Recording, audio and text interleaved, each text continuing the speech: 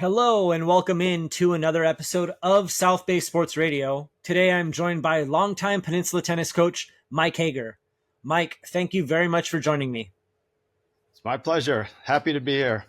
Awesome, thank you. All right, let's go. This 2025 boys season is officially your last. How hard was it to make that decision after being with the program for over 30 years? It was hard. It was a decision that was made 4 years ago. My wife, who's also the co-head tennis coach at Peninsula, was still teaching, and I decided to retire from teaching. We're both English teachers, and I said I'll still coach as long as you teach. And she said I think I got to go 4 more years. So at the beginning of this year, we said, oh boy, this is it. And so, but telling the team was hard. We just kept delaying it and delaying it and delaying it. We had the girls in the fall and the boys, and we didn't quite know how to do it. And we were having good seasons. Both teams were having good seasons. It's hard to leave. And both teams had strong underclassmen and a strong junior class, so it's really hard to leave them. But we were ready. It was time, and we just thought it's good to get somebody young and energetic to take over our duties. Well, I will miss you, that's for sure. Oh, thanks. Take me back to when you first fell in love with tennis. Yes. I was 11 years old, and my dad took me up to the park a few times, and then I had a really good friend. I didn't know he was a tennis player, and I read in the paper that he was the state champion in the 12 and under in South Dakota, and I had no idea. So he took me up there, and we started playing, and I just caught on. Sioux Falls you wouldn't think it would be a tennis mecca, and I can't say that it is, but we did have something going for us. 1948, way before me, they built two indoor tennis courts, and they were the first indoor facilities west of the Mississippi River. And in the winter, all these pros came to Sioux Falls, and it kind of got well known as a little tennis community. So there were a lot of pros that stuck around, and I was fortunate to have a couple of them as my early mentors. And the thing they had to do early on was give us some confidence that we could compete at a bigger level. And first we went to Omaha, which was a much bigger city than Sioux Falls. And then we started beating them. And then we went up to Minneapolis, and it took 3 or 4 tries. And finally we started beating them. And so getting that confidence, I think, was the key thing. And then having a little community.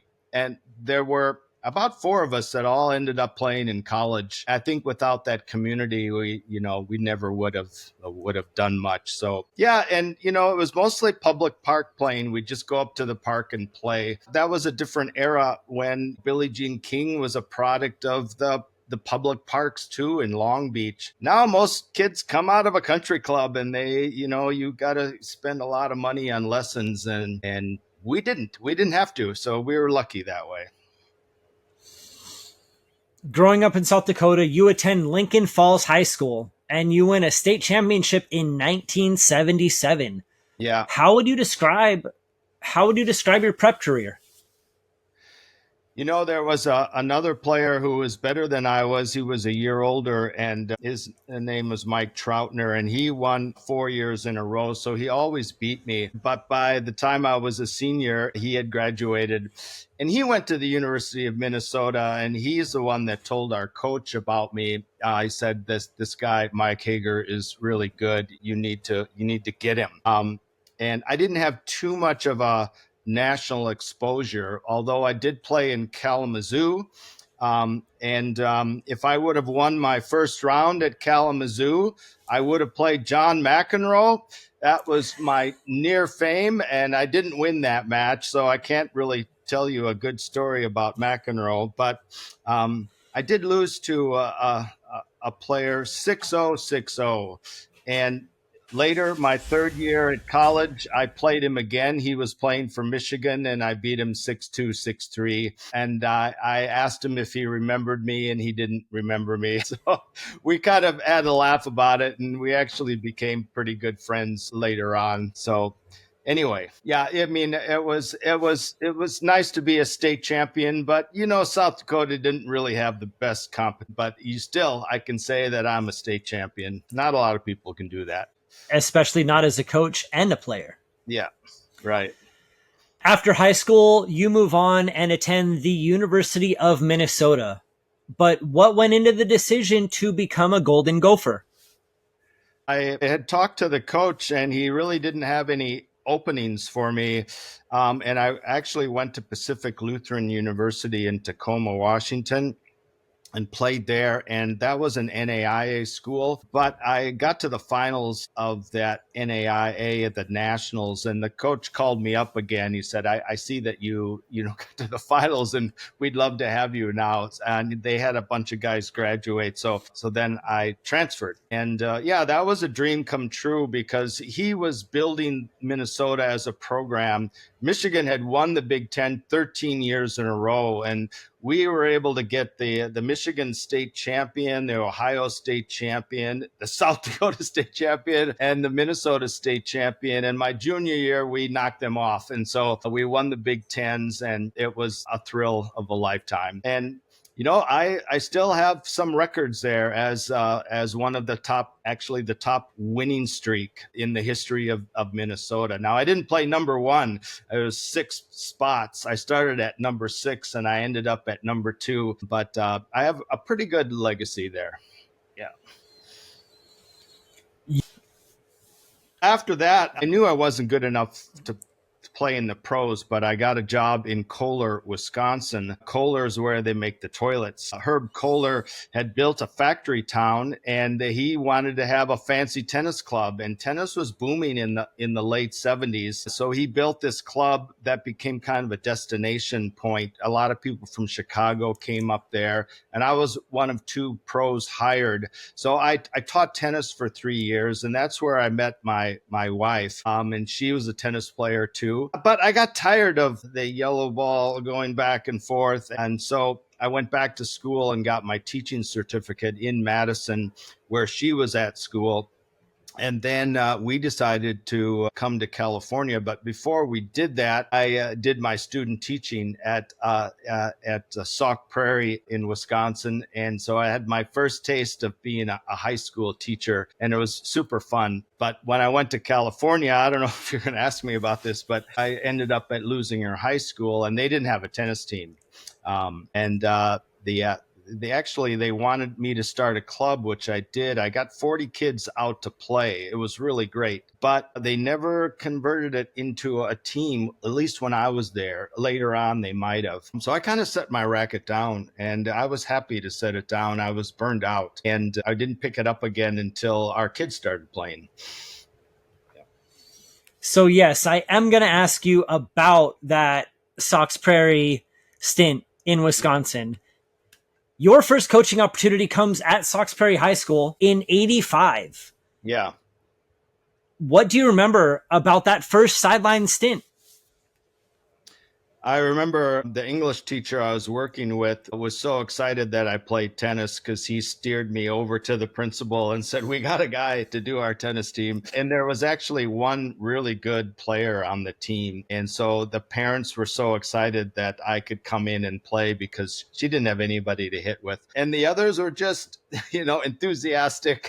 And we didn't have the highest expectations, but we had a fun time. And I think I don't know what there is to take away from that. But I think as a tennis coach, you've got to deliver to all different types and all different abilities, and you have to adjust to where each person is and where they're coming from and where they want to go. And it isn't just sort of a set dogma that you lay on them of you got to do this and that. Yeah, I think I've always kind of kept that as an individualistic kind of approach to coaching a team sport.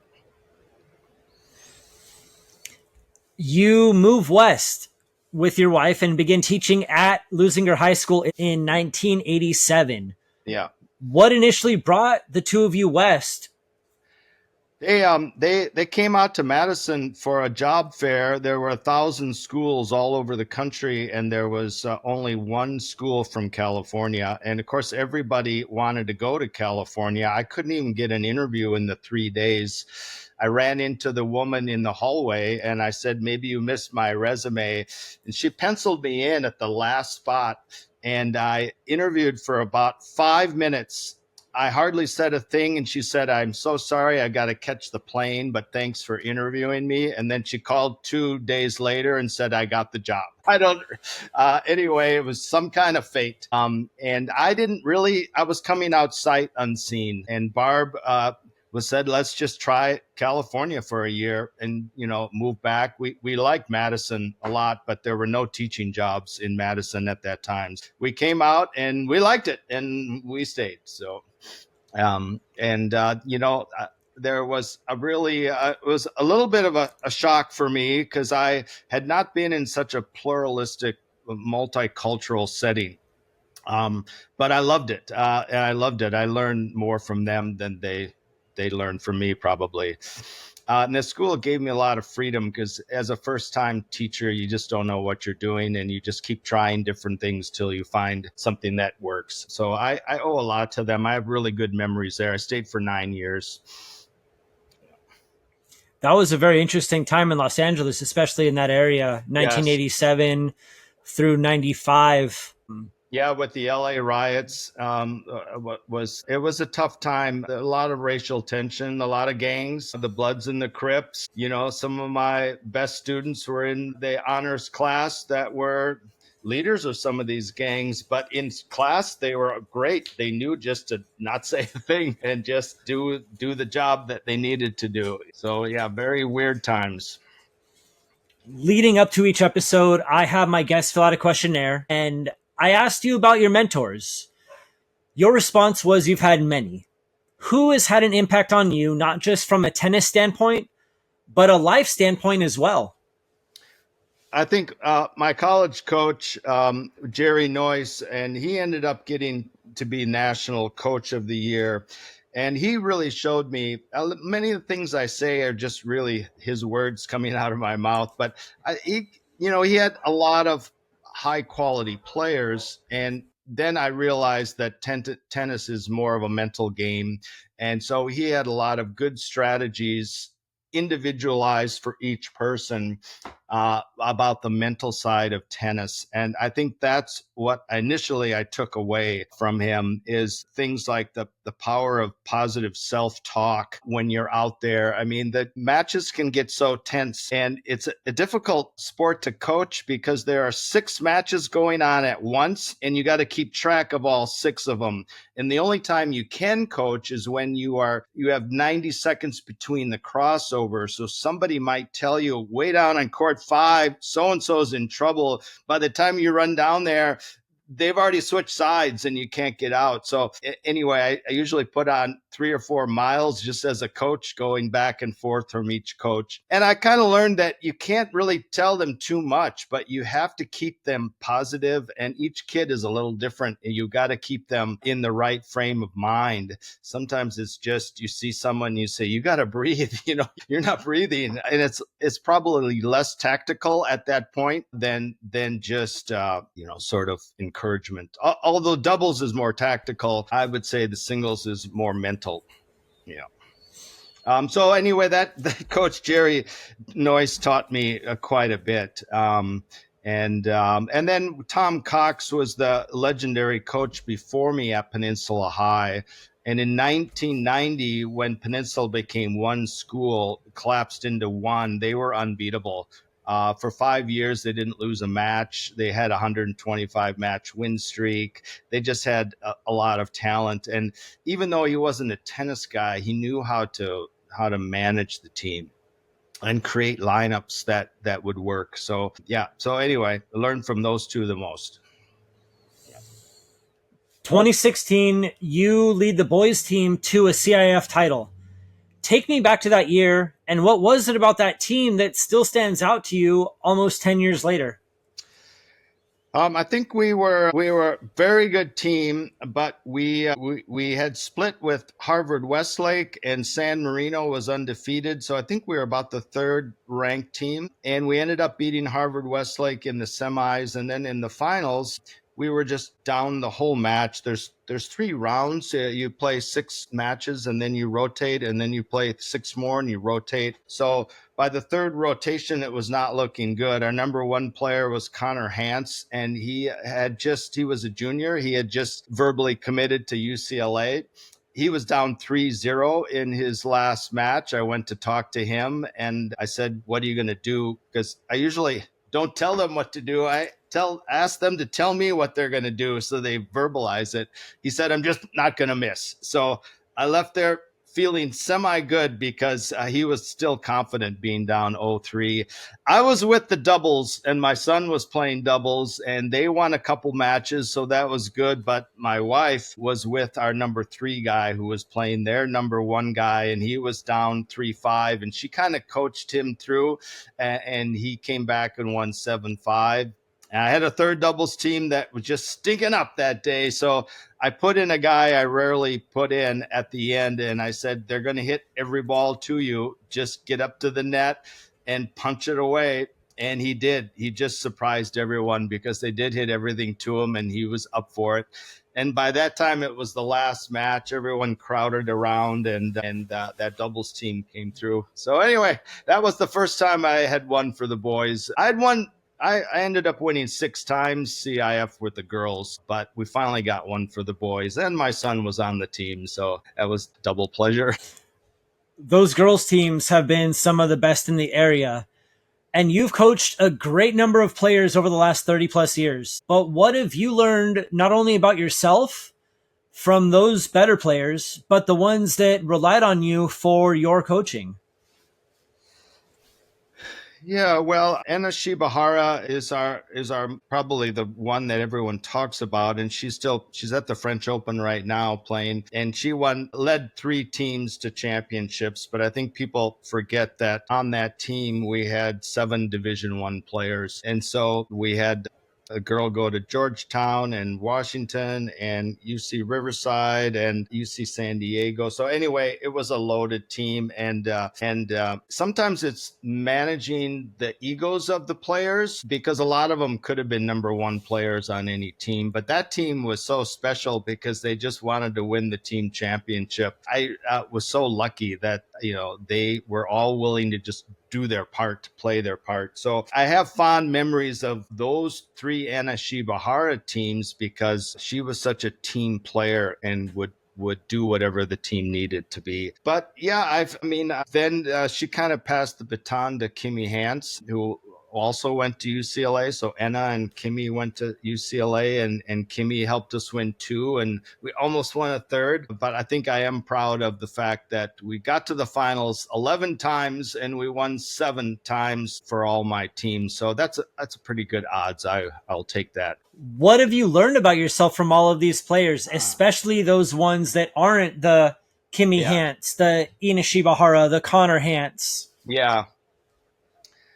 It takes, there's 18 sets. And so it's often you are spending more time with the other players and you're kind of leaving the superstars to themselves because they just know what they're doing. And so you have to divide your time quite a bit, and you have to make a decision, who's going to need my help today. And you have to read players. I think the psychology that a coach needs to bring into it. You can see some kids before the match, they're not nervous enough. That makes you worried. Or you see someone who's too tight, that makes you worried. And so I think what I learned is trying to assess people really early on in the matches and then giving them what they needed to sort of counterbalance whatever I was seeing from them. A lot of people need to talk, and they want to talk, and other people don't want you out there because they just want to do it themselves. And tennis players are used to doing it themselves. They're not used to having a coach come out in the middle, because in the juniors, your coach cannot coach at all during the match. So you have to kind of figure out who needs help and who doesn't need help, and that's tricky. Yeah. That will wrap up the questions that I have for you as part of this episode. I want to transfer into rapid fire. 5 questions. Mike's on the spot. Are you ready? Okay. Your all-time NBA starting five. I've got to be kind of a homer with my Minnesota guys, so I'm going to go with Michael Thompson at center and Kevin McHale at power forward. I would go with Sweet Lou Hudson from the '60s. I named my son after him. His name is Lou as my shooting guard, and Bobby Jackson on the Clem Haskins team, played in the pros in the late 80s. I would put him in there. And then I'm going to go with Anthony Edwards, who's my favorite player for the Timberwolves. He wasn't a Gopher, but I still think he's the most exciting player, especially for the next few years. And he's got the personality to match it. Didn't come through yesterday, but I think his future is bright. I like that. Your least favorite NBA team? I guess the Warriors. I would just stick with the Warriors. Your top three sports movies? Oh, that's a tough one because I don't. I think all of them are about the same. They all kind of fall into this cycle that you have some success and then you go to the underworld and you learn about life and you have your redemption. I think most sports movies are made for 12 to 15-year-olds. But there are probably some tennis movies that I like. I like the Royal Tenenbaums because the main character, Luke Wilson, is a tennis player that has a blow up at Wimbledon and it causes him to be a nomad the rest of his life. And I could relate to that. The loss is so devastating in tennis. So I'll go with a semi-sports movie, the Royal Tenenbaums. I like that. A movie is being made about your life. Who plays Mike Hoeger? Boy, let's see. You've got me stumped here. We would need someone that's better looking and not too tall, an athlete, but also it doesn't take himself too seriously. Maybe Tom Hanks. Yeah. Deal. I like Mr. Hanks. I don't know if he's an athlete. He's a coach. Yeah, it's right. He's a coach. Yes. Yeah. All right. Last one. Your go-to South Bay eatery and your favorite dish there.